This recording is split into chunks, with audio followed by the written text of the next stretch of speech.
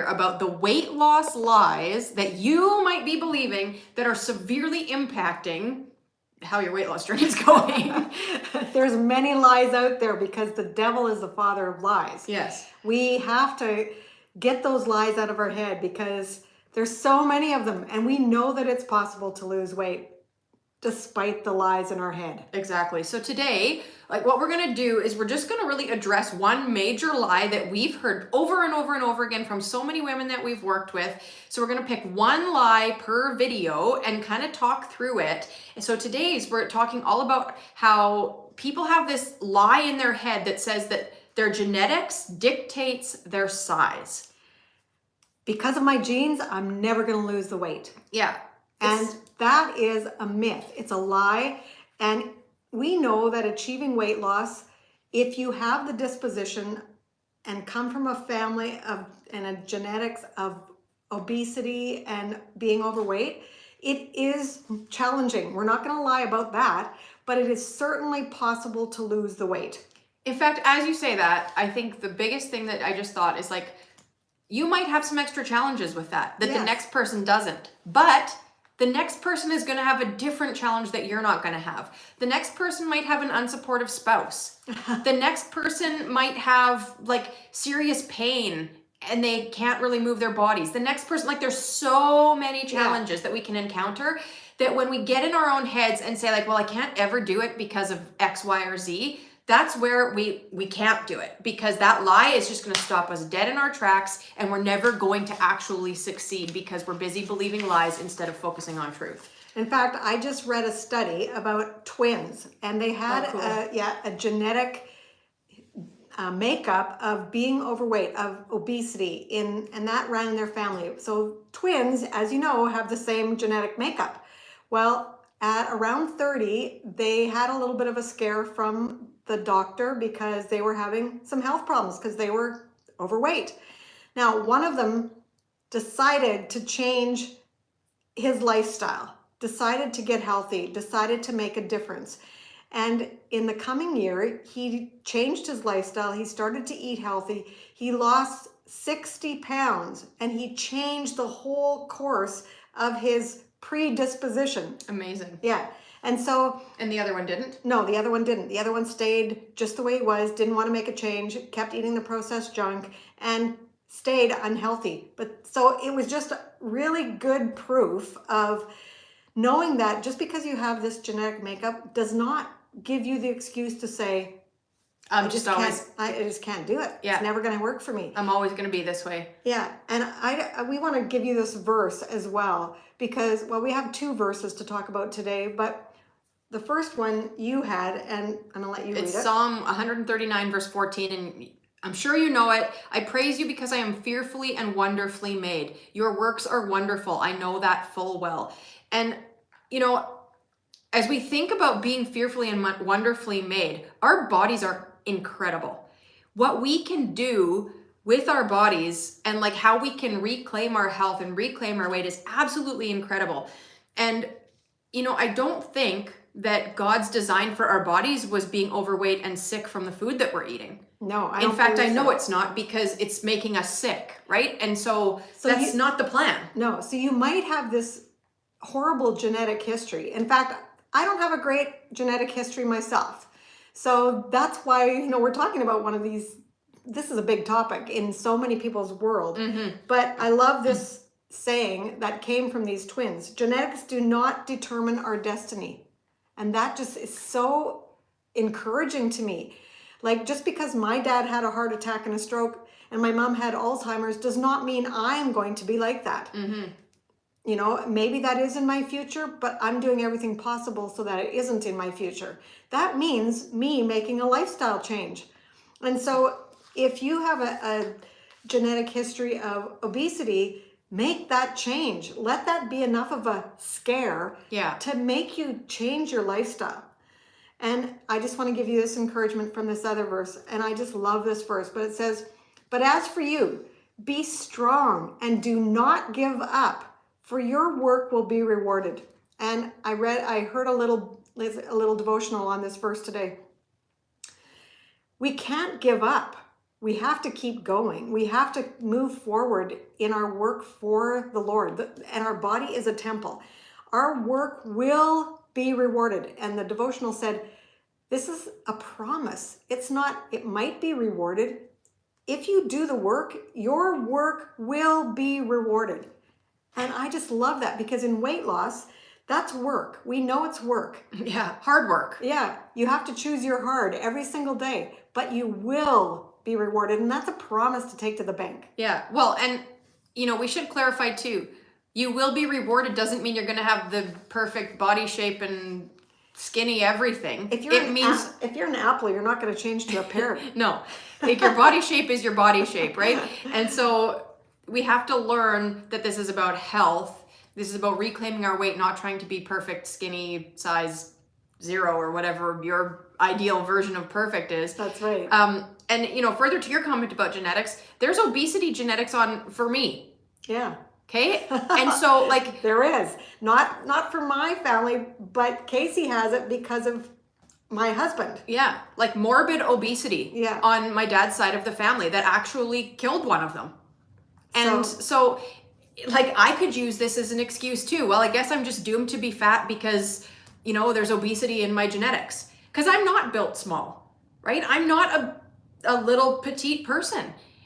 But that doesn't mean that I have to be obese. And so it's time to take back and take control of our thoughts about that and not let that lie defeat us. Yeah. Because it is a lie. Yeah, exactly. And so, we have a few points for you today about how to carry forward if this is part of the lie in your head. But I think more important than drinking your water and portion controlling and all those things that we say so often that are the practical things, what we need to talk about today is how do we address these lies in our heads and how do we break free of them so that we can move forward and lose the weight? And, we often talk about the ABCs of weight loss or the ABCs of healthy living. And I think it could also be the ABCs of reclaiming truth in your life. That's right. Right? It could be the ABCs of anything, That's really. right. Because we love our ABCs. Yeah. Well, the ABCGs, we often like to add the G. But it stands for awareness, belief, and consistency. And then the G is for grace. So we need to be aware first that this lie is even a lie. So is this lie ruminating in your mind? Do you always come back to, I'm always going to be this way. It's just in my family, so I may as well just keep eating the way I am. Yeah. No, that's such a terrible way to continue life. We need to have a lifestyle that treats our body like a temple. Mm-hmm. And eating all the processed crap isn't doing that. In fact, that's just adding to the belief or that lie in our head that we can never change that. And we can. It's not our destiny. Yeah, exactly. So are you aware? Become aware of every time that thought comes into your mind.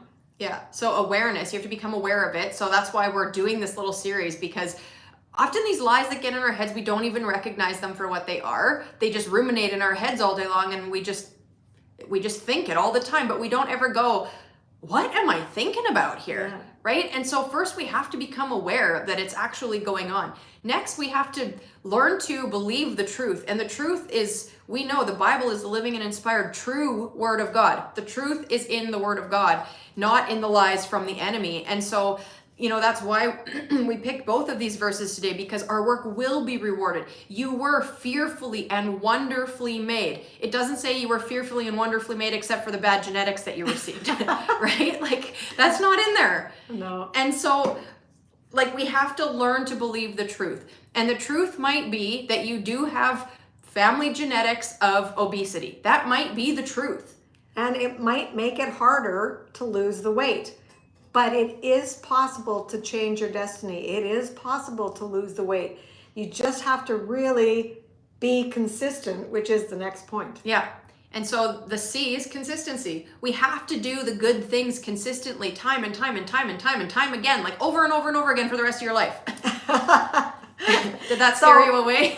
So we don't want to scare you away. What we want to say is you need to learn how to live a healthy lifestyle. Now, if you don't know what a healthy lifestyle is, then it's time to become aware of what a healthy lifestyle is. Yeah. It's time to maybe alter what you're doing, change the what is it? Behavioral, Consistency. yeah, behavioral consistency, but yeah, there's another term in here that it, Oh, okay. anyway, This behavioral one? consistency, yeah, but it was another one. But Sorry. it's okay. We have to change our behavior is what it's really saying. And that means learning how to live a lifestyle that is a healthy lifestyle. And, you know, if you're used to eating only processed food, it's going to be a learning process.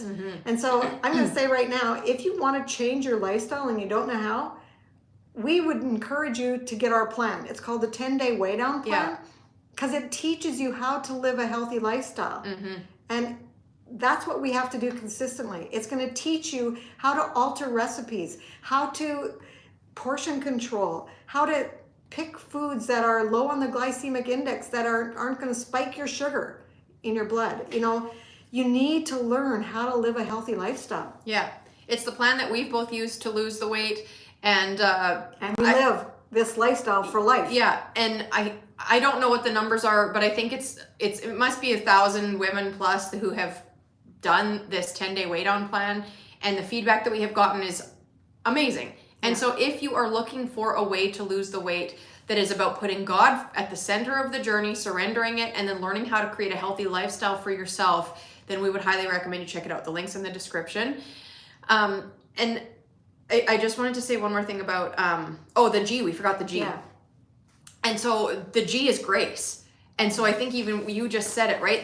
We have to learn. It's going to be a learning curve. You're going to fall down. You're going to slip up. You're going to find yourself going back to your old habits, and you have to apply grace and keep carrying forward. We don't want to apply grace and then just ditch it all. Or, not apply, like we don't want to mess up, and then not apply grace and just fall backwards. We need to apply grace and carry forward.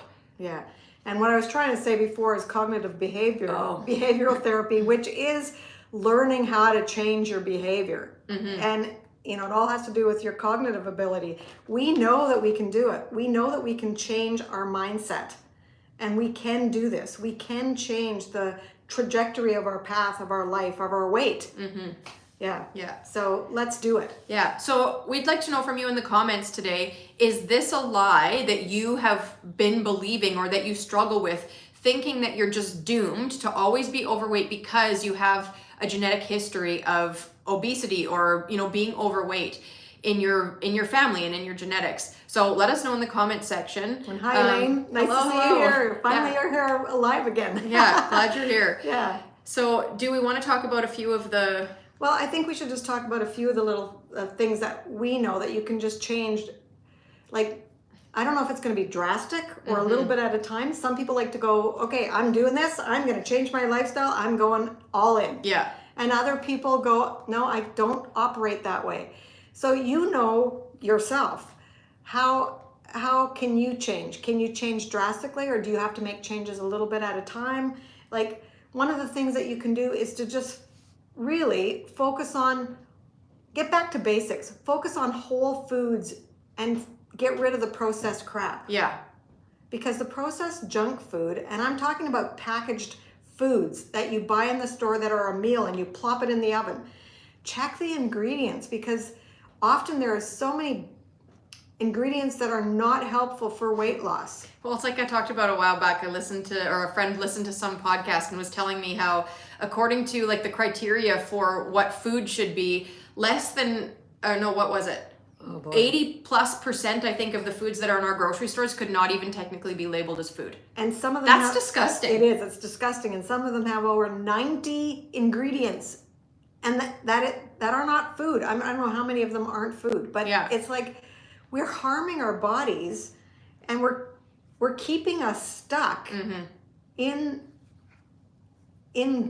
growing the obesity pandemic. Yeah. That's really what we're doing by purchasing all that junk food. Yeah, exactly. It's terrible. So yeah, focus on whole foods, getting back to eating like foods closest to their natural state that you can, reducing the sugar amount that you're eating. Like, oh my. Become aware of how much sugar you're intaking in a day. How much are you putting into that temple of yours? How much am I putting into my temple? We say we're supposed to have between 25 and 30 grams of sugar a day. That's very little sugar. Yeah. It's like an apple and maybe I don't even know what else, like maybe another half an apple. Yeah. But It's not much. it isn't a lot. If you're eating cereals, check the sugar content. If you're eating cookies, check the sugar content. If you're eating pasta, check the sugar content. Or pasta Ketchup. sauce. Yeah, just ketchup Like, in itself. oh my. Everything that the society, in general consumes is loaded with sugar. Mm-hmm. And so then we wonder why we can't lose the weight. Yeah. So another thing we have to do is we have to portion control. Mm-hmm. How much are you eating? How much am I eating? Have you ever measured how much potato you're taking in, or how much pasta or spaghetti you're eating? Have you ever measured it, or you just put loaded on your plate? Yeah, and then go back for seconds. Yeah. Yeah. Because it's so easy to do that. It is. Yeah. Yeah. Another big thing is to remember that physical activity is crucial. We need to move our bodies. And whether you can currently, like if you are quite overweight or in the obese category and it's hard for you to move, do what you can. Yeah. Okay, do what you can. Don't let that be an excuse to just be more sedentary, because that's really not helping you. In fact, it's harming you. They say these days that sitting is the new smoking. Yeah. And we all know how bad smoking is. yeah, and so we need to get off our butts and move. I'm going to say sitting is almost worse than smoking. I don't know if it is, but it really is very detrimental to our health. Yeah. And yeah, Elaine, you're so right in what you're saying. You're saying watch the white foods that you eat. Yes. Stay away from white. Just stay away from it. Try that. Yeah. Even if you just stay away from white, you are going to be in another well, world, you're getting in another rid of category. a lot of foods that are processed junk, right? You're getting rid of white bread. You're getting rid of potato chips because they're white. You're getting rid of pasta. Unless you buy the brown rice pasta or the spelt pasta. Yeah. Yeah, try that. Yeah. Stay away from white and you're going to do your body a world of good. Your cookies, I don't know if I said that, but that's white flour. Like, oh my goodness. Yeah, that's a lot of stuff. All your bakery items. Yeah. No more Twinkies. Sorry. Funny. Yeah. Okay. Yeah. We got to keep on. I've got childcare right now. Yeah. Actually, my brother is watching my children right now. So we don't know how long that's going to last, right? So yeah, we have to wrap this up. We know that genetics is a big deal. Yeah. You know, I love looking at genetics, and there's so many traits that we pass on, and unfortunately, obesity can be one of them. Mm-hmm. But we have the ability to change that. Yeah. So let's change our thinking, our belief system, which is part of the ABCGs of healthy living. Mm-hmm. You know, if we can change that belief, I'm going to say that's half the battle right there, our mindset, because we know we can do it. But we have to continue to tell ourselves that rather than, oh, it's too hard. I'm just going to go back to my old way of eating. Yeah. Well, and even your example before about the twins, that one was able to reclaim so much of their health and their weight and all that, and the other one didn't. Yeah. And I'm sure you yourself know somebody who is like the black sheep of the family in the good way, where they're the only one who is fit and healthy and the rest of the family is not. That family has the same genetics. Yeah. So if one person out there can break the cycle and break the obesity genetics in that family, that means it is possible to do it. And I have a friend who is the only one in the family who is, you know, really taking care of his health, and the rest of his family is quite overweight. I would say they're in the obese category. It's possible. He works hard at it, but it is possible. And so that right there tells you that when we tell ourselves that I can't do it because of my genetics, it's a lie. And I think, just one more thing, I think really what is happening, we get these lies in our heads and then we use it as an excuse. Yeah, we definitely do. And I'm going to say, if you are in a genetic of obesity or being overweight, you probably are going to struggle with being sabotaged from your family. Mm-hmm. Because if you change your lifestyle and you're close to your family, they're not going to want to see you change and get healthy. They're going to want you to stay like them. Yeah. And so that's another whole area where you really have to talk to yourself, because those are other lies. And I don't know if that's going to be one of the lies we talk about. Probably. But that is another one that you have to, I'm going to say, overcome in your mind, because it's a tough one. Yeah. So actually, I think that we should end with this. If you're still here watching, we'd love for you to comment what the biggest weight loss lie that you have struggled with or that you're believing is, because we want to address it. Yeah. And we want to add it as part of this little mini series that we're going to do, because we know we all have these lies in our heads. And this is one, I don't think that I would have called it like the genetics dictates my size, but in my head, I'm like, well, I'm always going to have fat legs. Because that's just how it's my genetics, right? I'm built like my dad's side of the family.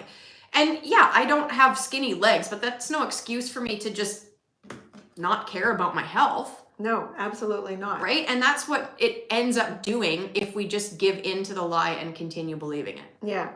And you might never be a skinny mini. And that's not what this is about. This is about getting healthy in our mind, body, and soul. Treating our body like a temple. Not about a size 0, not about being a model, not about looking like the Glamour magazine models. It's about doing what God has called us to do, being healthy enough to be able to do that and to feel good within ourselves, to feel good in our skin. Yeah. And Elaine, I think she says her biggest lie is that I can't do it.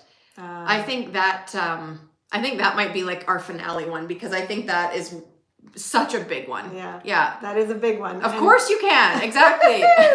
You got it, girl. You can do it. Yeah. So thanks for that, Elaine. Thanks for being here. Yeah. And you know what? We know you can do it, Elaine. We do. Yep. Yeah.